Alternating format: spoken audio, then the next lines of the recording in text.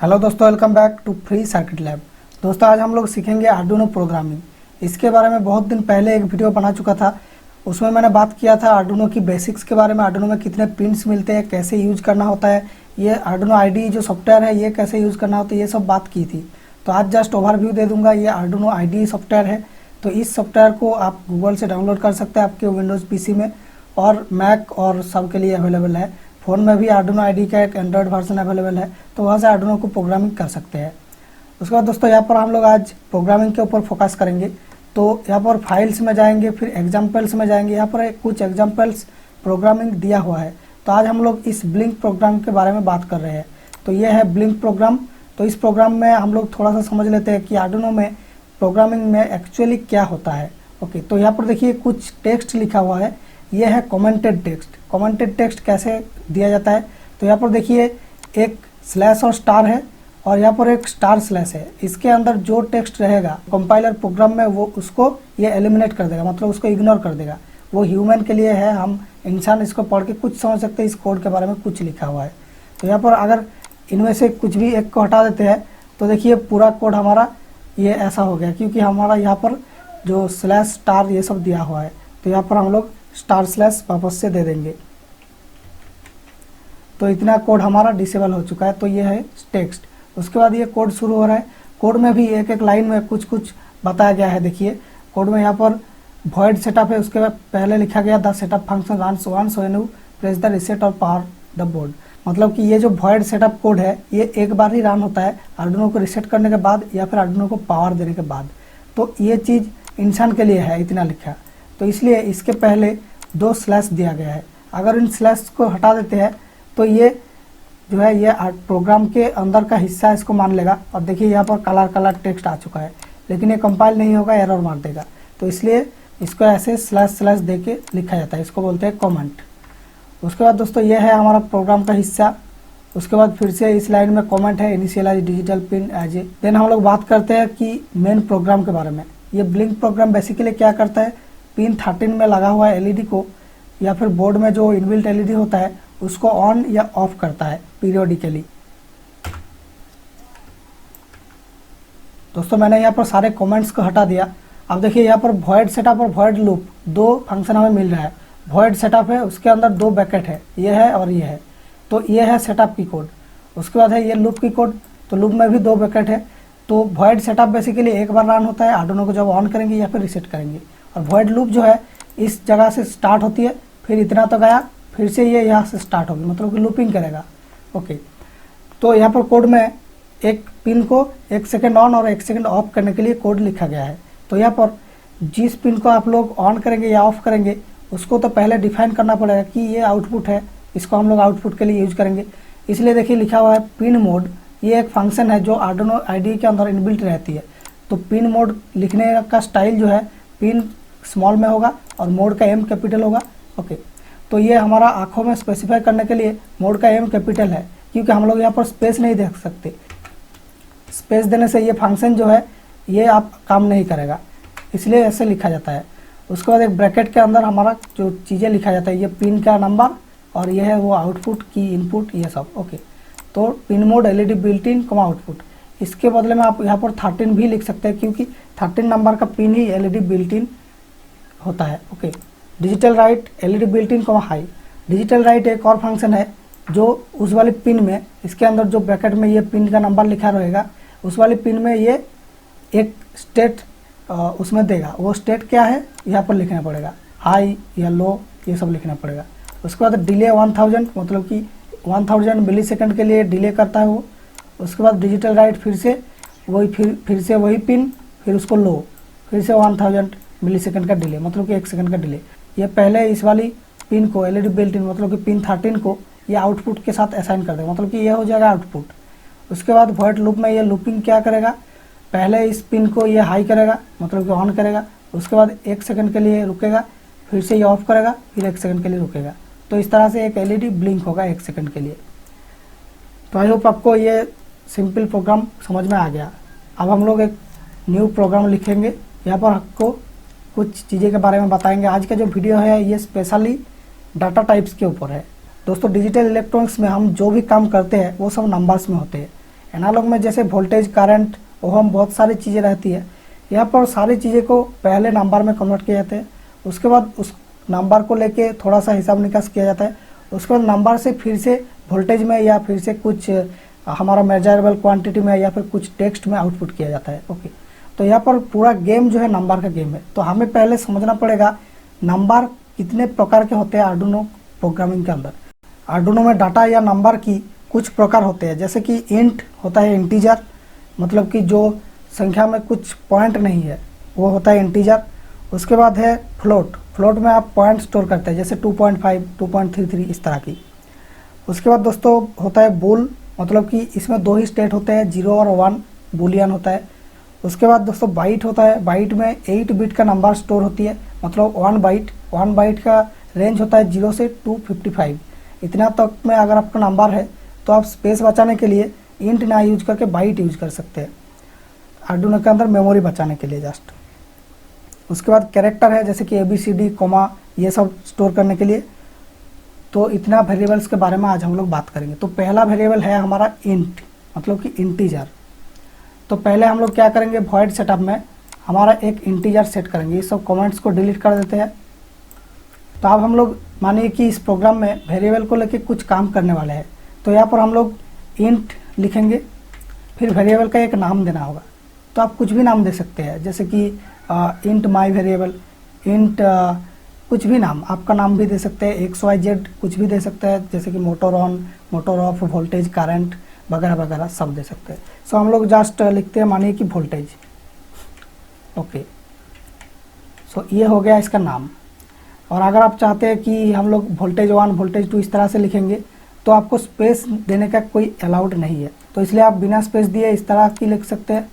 तो ये होगा जो वेरिएबल है आपका, उसका नाम। एक बार स्पेस देके इसको पहले असाइन करना पड़ेगा। ओके, तो अगर आप असाइन नहीं करते हैं तो इस वोल्टेज को आप जब भी कोड में बाद में यूज करेंगे तब वो 0 से स्टार्ट होगा, इनिशियलाइज होगा। अब हम लोग मानिए कि इसको इनिशियलाइज करना चाहते हैं 1 से, मतलब वोल्टेज का वैल्यू पहले 1 हो, उसके बाद हम लोग इसको लेके काम करेंगे। तो ये वोल्टेज लिखेंगे तो थोड़ा कन्फ्यूजिंग लगेगा, हम लोग x लिख देते हैं।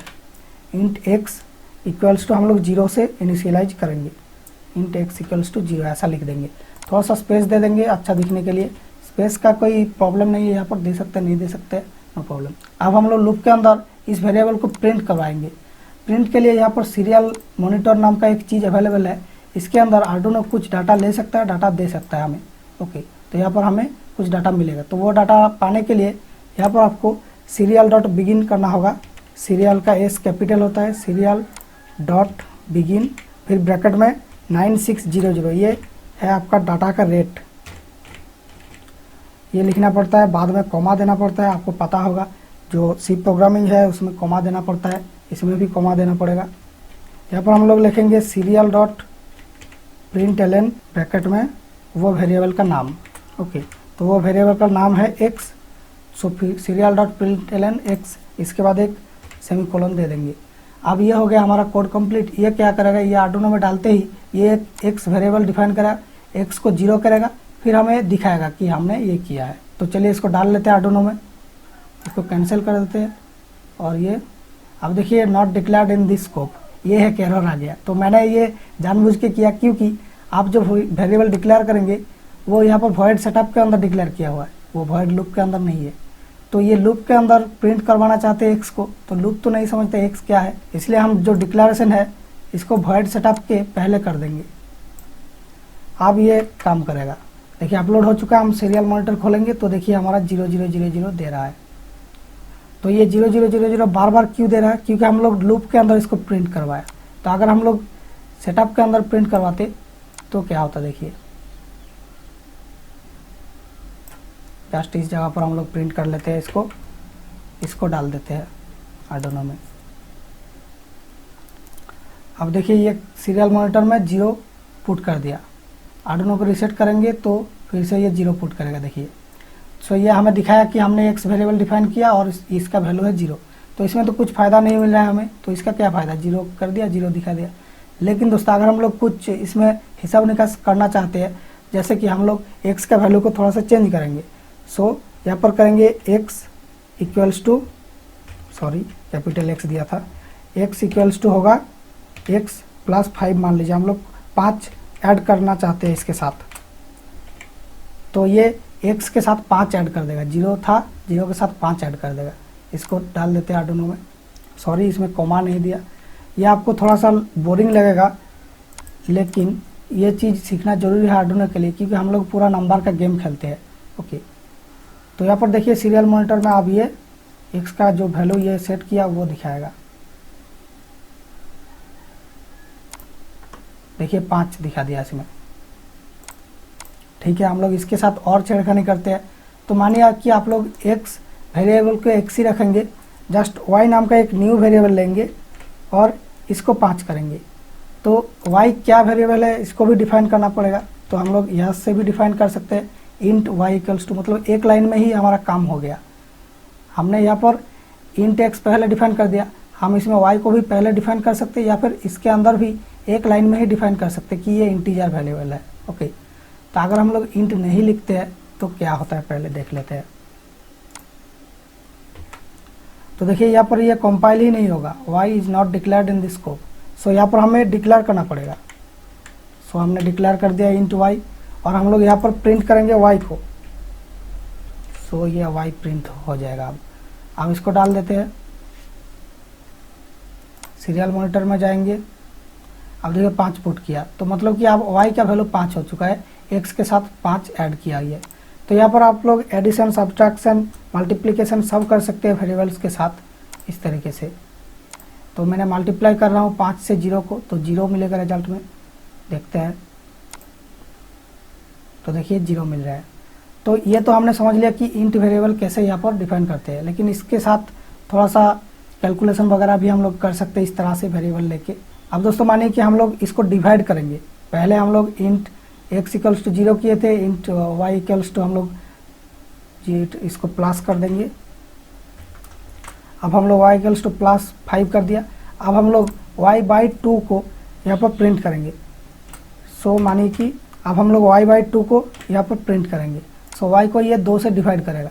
y क्या है, y है x प्लस 5, x क्या था 0 था, तो 0 प्लस 5 इक्वल्स टू 5 होगा। 5 को 2 से डिवाइड करेगा तो कितना होना चाहिए, 2.5। चलिए देखते हैं कितना आता है हमारा, और यहाँ पर हमें रिजल्ट मिला है 2। तो ऐसा क्यों, क्योंकि हमारा जो वेरिएबल है ये है int. Int variable only integer को स्टोर करता है, ये पॉइंट को स्टोर नहीं करता। तो पॉइंट को स्टोर करने के लिए हम लोग एक और वेरिएबल का टाइप यूज करते हैं, वो है फ्लोट। सो इसमें हम लोग फ्लोट अगर लिखते हैं तो ये हमारा पॉइंट को स्टोर करेगा। देखिए यहाँ पर फ्लोट लिख दिया। अब इस कोड को अपलोड करते हैं आर्डुनो में। मेरा एक आर्डुनो लगा हुआ है कंप्यूटर के साथ, आपको नहीं दिख रहा स्क्रीन में। तो ये अपलोड हो चुका है। आप सीरियल मॉनिटर में जाएंगे, देखिए 2.50 वैल्यू आ चुका है। तो अगर आप कोई ऐसा वोल्टेज को लेके काम कर रहे हैं, या फिर ऐसा कोई सेंसर का डाटा लेके काम कर रहे हैं जहाँ पर पॉइंट की ज़रूरत है, तो आप फ्लोट वेरिएबल यूज करेंगे। तो यहाँ पर पहले वेरिएबल का टाइप देना होगा, इंट या फ्लोट जो भी है। उसके बाद वेरिएबल का नाम है, उसके बाद उसका इनिशियलाइजेशन वैल्यू है। तो अगर हम लोग इनिशियलाइजेशन वैल्यू को हटा देते हैं तो ये बाय डिफ़ॉल्ट इनिशियलाइज करता है 0 से। सो इसको इक्वल्स टू 0 ना करके अगर हम लोग हटा देते तो भी ये 0 से ही स्टार्ट होगा। तो जो रिजल्ट था वो सेम टू सेम मिलेगा जैसे 0 लिखने से मिला था। देखिए 2.50। एनीवे, तो यहाँ पर हम लोग मानिए कि इसको x को हम लोग इनिशियलाइज कर रहे हैं एक प्री डिफाइंड वैल्यू 10 से। सो हमने x को 10 से स्टार्ट किया। उसके बाद y इक्वल्स टू क्या होगा, x प्लस 5 मतलब कि 15 होगा। अब y बाई 2 क्या होगा, 7.5 होगा। देखिए 7.5 आ गया।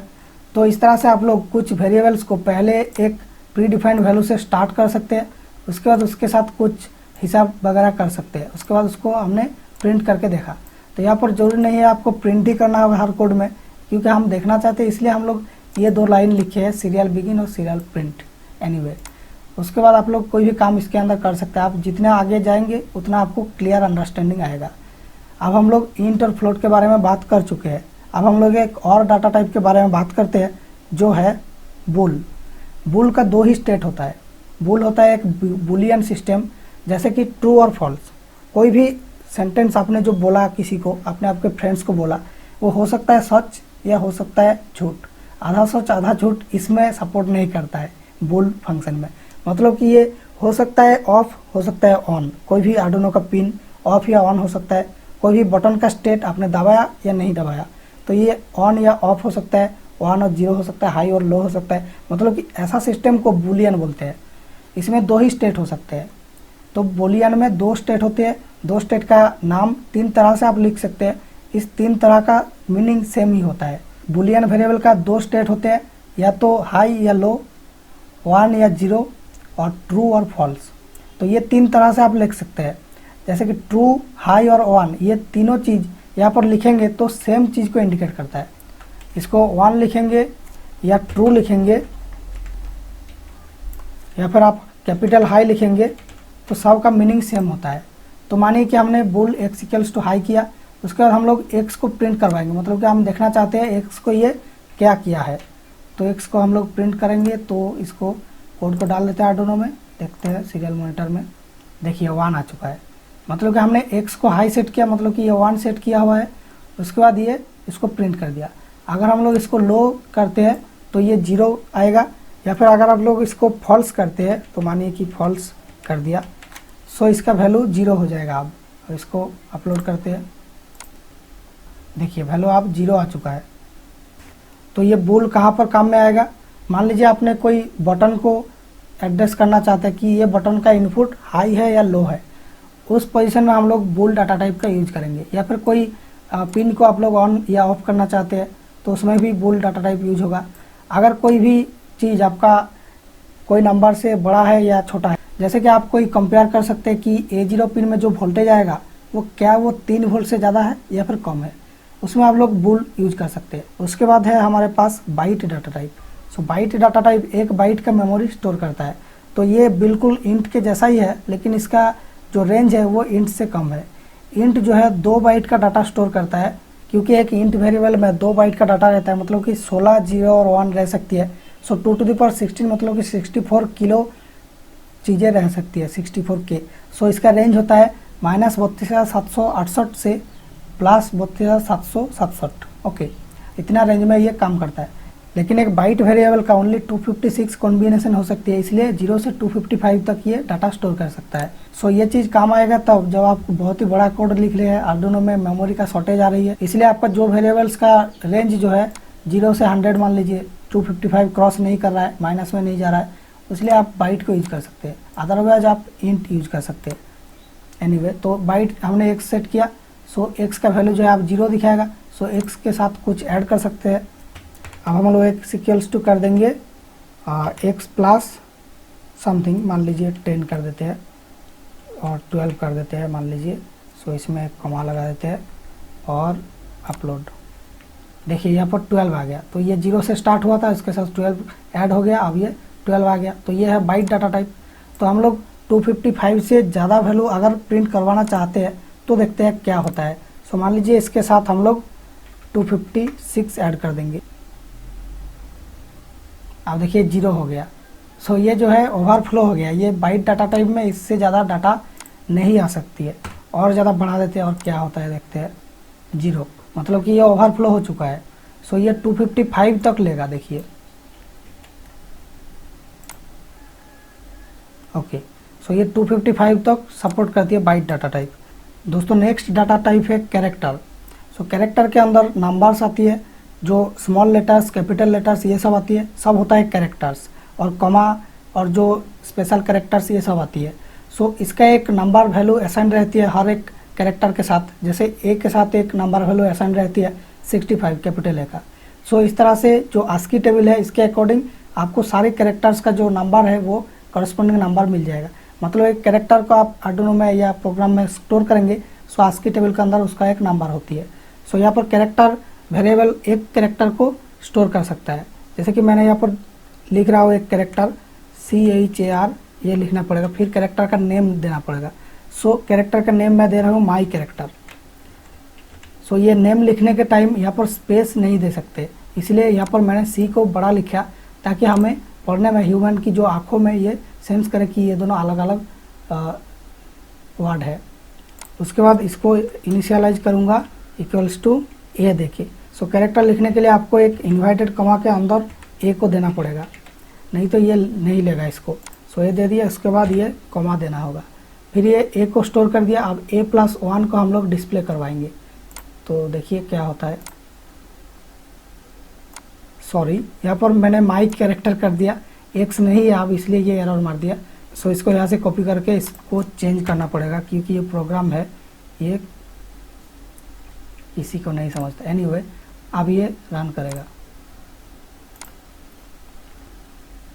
तो देखिए यहाँ पर ये एडिशन कर दिया, a का वैल्यू है 65, उसके साथ 1 ऐड कर दिया। अब अगर हम लोग इसको ऐड ना करें, सो यहाँ पर इसको प्रिंट करवाते तो क्या आता है, देखिए a आ जाता है। सो जिस वैल्यू का कुछ कैरेक्टर असाइन किया हुआ है वो वैल्यू है तो वो कैरेक्टर आएगा, और नहीं है तो उसका नंबर आएगा। सो एनीवे ये ASCII टेबल है, इससे आप लोग कैरेक्टर वगैरह स्टोर कर सकते हैं। अब दोस्तों कुछ ऑपरेटर्स के बारे में बात करते हैं, इंक्रीमेंट और डिक्रीमेंट ऑपरेटर। अब अगर आप इंटीजर के साथ कुछ ऐड करना चाहते हैं तो प्लस लिखते हैं। सो इंट पहले हम लोग इसका नाम देते हैं x = 0 से इनिशियलाइज करेंगे, उसके बाद x के साथ 1 ऐड करके हम लोग प्रिंट करवाएंगे। सो x+1 मान लीजिए, x+1 ऐड करके हम लोग प्रिंट करवाएंगे। तो 0 से 1 स्टार्ट हुआ था, सो जब प्रिंट होगा वो 1 ऐड करके प्रिंट होगा। तो देखते हैं, अब देखिए यहाँ पर 1 प्रिंट हो चुका है। सो इसके साथ हम लोग कुछ और नंबर भी ऐड करके प्रिंट करवा सकते हैं।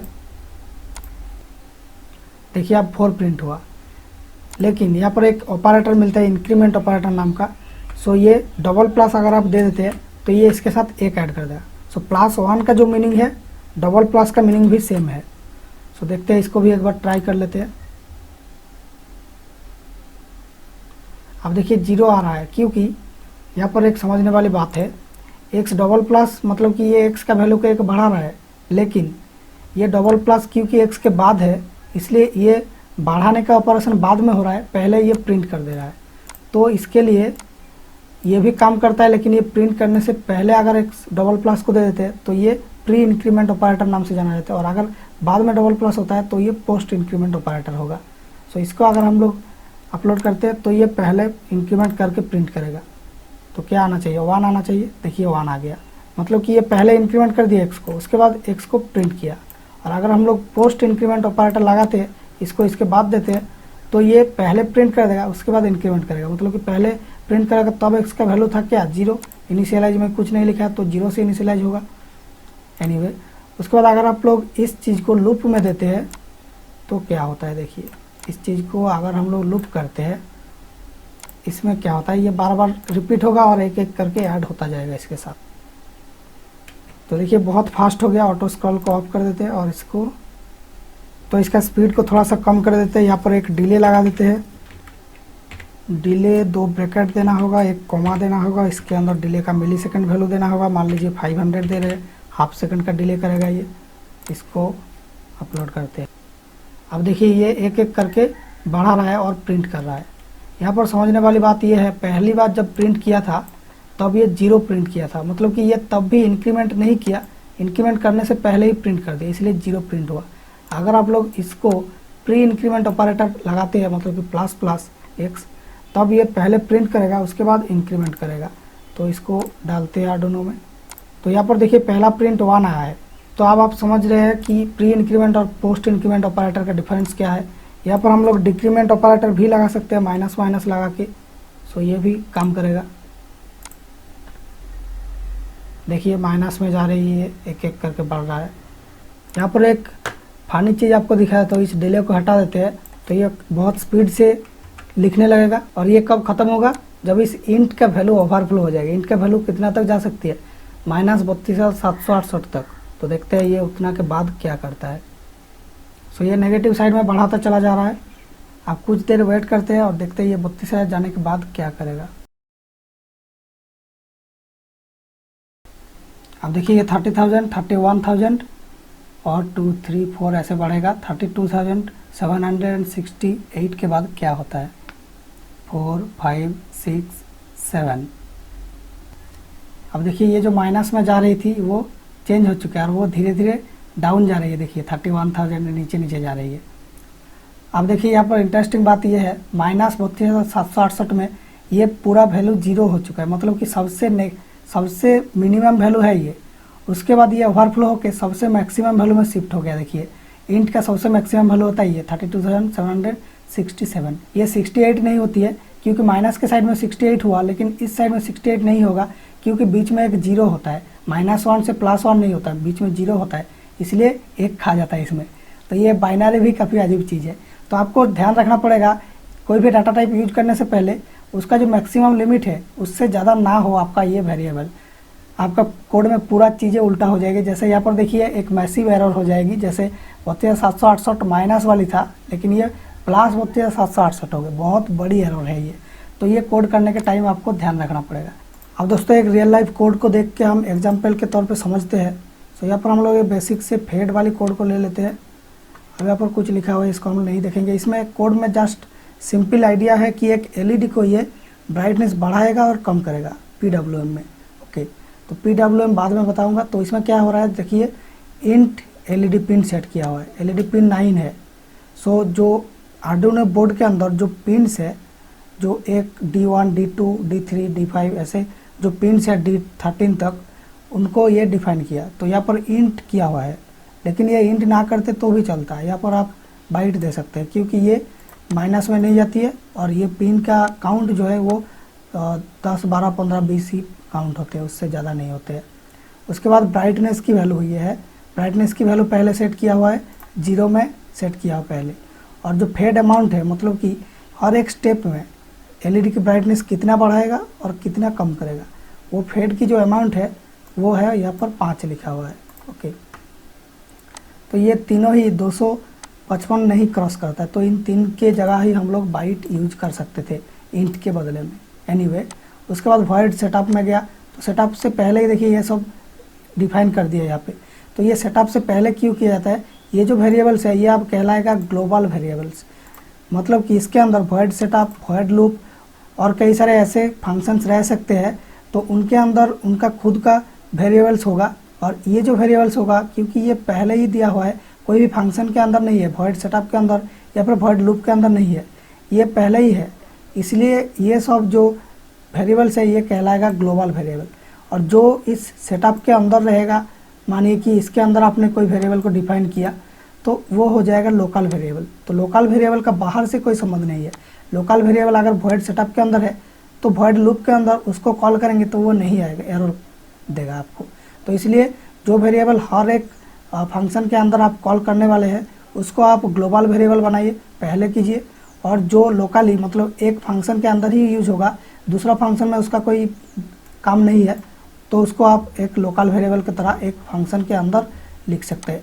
अंदर मतलब कि ये जो 2 ब्रैकेट है, ये और ये वॉइड सेटअप का रेंज है, इसके अंदर आप वेरिएबल डिक्लेयर कर सकते हैं। एनीवे, तो ये चीज़ कैसे काम कर रहा है, पहले इसका कमेंट्स को हटा देते हैं फिर समझते हैं। तो भाई यहाँ देखिए एलईडी के लिए एक पिन डिफाइन किया हुआ है 9। पिन 9 किया हुआ क्योंकि ये PWM को सपोर्ट करता है। PWM मतलब कि स्क्वायर वेव की मदद से, ऑन ऑफ की मदद से कुछ चीज़ का ब्राइटनेस को कंट्रोल करना। ऑन टाइम और ऑफ टाइम के जो वैल्यू है, ऑन टाइम को ज़्यादा करेंगे, ऑफ टाइम को कम करेंगे तो ये ब्राइटनेस ज़्यादा दिखेगा, और on time come, of time ज़्यादा करेंगे तो ब्राइटनेस कम दिखेगा। इसको PWM डिमिंग बोलते हैं। उसके बाद इंट ब्राइटनेस, हमने एक पहले ब्राइटनेस सेट किया, जिस ब्राइटनेस में एलईडी पहले जलेगी तो वो 0 सेट किया, मतलब कि एलईडी पहले ऑफ रहेगी। उसके बाद हम लोग फेड अमाउंट दे दिए, तो मतलब कि हर एक स्टेप में जब ये लूपिंग करेगा कोड तो हर एक स्टेप में ये 5 करके फेड करेगा ब्राइटनेस को।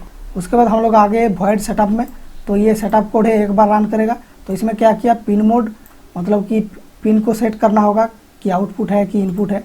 सो एलईडी कम आउटपुट, यहाँ पर एलईडी लिखा हुआ है क्योंकि एलईडी जो वेरिएबल है इसके जगह पर 9 सेट किया हुआ है। तो इसके बदले अगर आप यहाँ पर 9 लिखते तो भी चलता, लेकिन जो कोड के ऑथर है वो इसलिए इसको अलग से लिखा क्योंकि अगर आप चाहते हैं हमारा 9 नंबर की पिन को दूसरा कोई पर्पस में यूज कर रहे हैं तो दूसरा किसी पिन को हम लोग यहाँ पर यूज करेंगे, तो जो यूजर है उसको यहाँ पर कोड में ढूंढना नहीं पड़ेगा कहाँ कहाँ वो वाली पिन को यूज किया गया है। इसलिए ये जिस जगह पर एलईडी है उस जगह पर, सब जगह पर एक साथ ही चेंज कर पाएंगे, जस्ट इस जगह पर उस पिन नंबर को चेंज करने से। इसलिए एक जगह पर इसको पहले डिफाइन किया हुआ है। उसके बाद जहाँ जहाँ पर एलईडी लिखा हुआ है वहाँ पर ये 9 से रिप्लेस कर देगा, ये जब कोड आर्डुइनो में डाला जाएगा। आउटपुट डिफाइन कर दिया। उसके बाद लूप में गया, मतलब कि ये कोड आपका लूपिंग होगा, बार बार होगा। तो ये एनालॉग राइट, ये एक ऐसा फंक्शन है जो एक डिजिटल पिन में, जैसे पिन 9, इसमें एक एनालॉग वोल्टेज राइट करता है, लेकिन डिजिटल पिन में एनालॉग वोल्टेज कैसे देंगे, वो तो डिजिटल पिन है, वो तो या तो ऑन हो सकता है या फिर ऑफ हो सकता है, इसलिए काम में आती है PWM।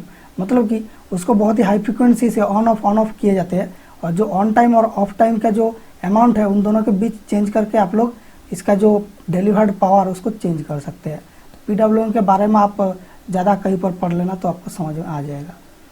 उसके बाद ये एनालॉग राइट मतलब कि एक PWM देगा और उसका जो वैल्यू है वो देगा यहाँ पर। तो एलईडी मतलब कि ये कौन सी नंबर की पिन में वो PWM सिग्नल को आउटपुट करेगा, तो ये 9 नंबर की पिन में आउटपुट करेगा। और कॉमा देके ब्राइटनेस मतलब कि कितना पावर आउटपुट करेगा, मतलब कि एनालॉग वैल्यू कितना होगा इक्विवेलेंट जो PWM सिग्नल दे रहा है, मतलब कि ड्यूटी साइकिल वो कितना आउटपुट करेगा। यहाँ पर 0 लिखा हुआ है, मतलब कि ये पहले 0 आउटपुट करेगा, मतलब कि वो एलईडी जो उस पिन में लगा हुआ है वो ऑन नहीं होगा। उसके बाद इफ़ यहाँ पर एक कंडीशन लगाया गया है, ये बाद में किसी लेक्चर में आपको बताऊंगा।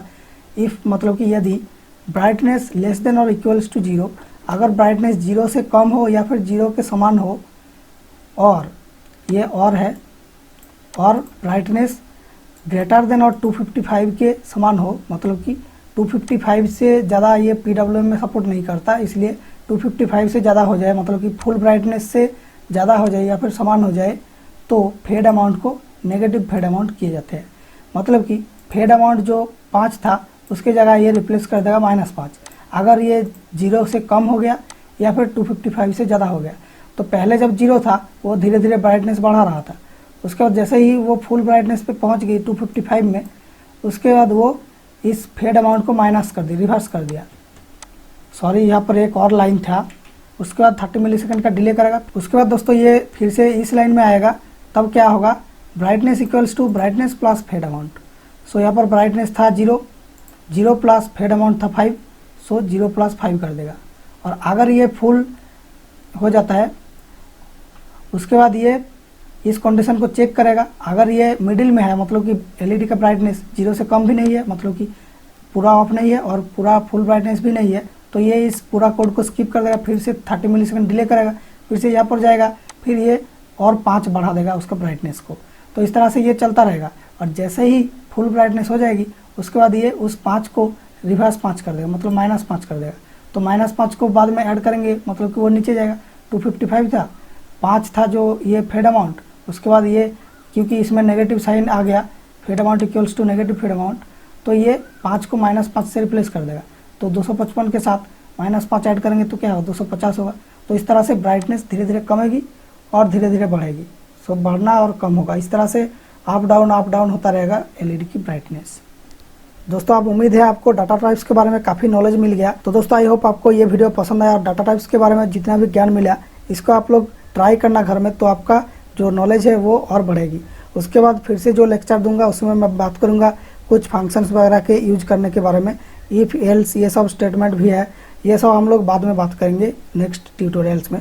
सो इस ट्यूटोरियल सीरीज को आप जरूर देखना, इसका मैं एक प्लेलिस्ट बनाया, इसको मैं एंड स्क्रीन में दे दूंगा, और इसका जो पहला वाला मतलब पार्ट 1 था उसको भी एंड स्क्रीन में दूंगा। दोस्तों थैंक यू फॉर वॉचिंग, मिलेंगे next video with A fresh and new idea.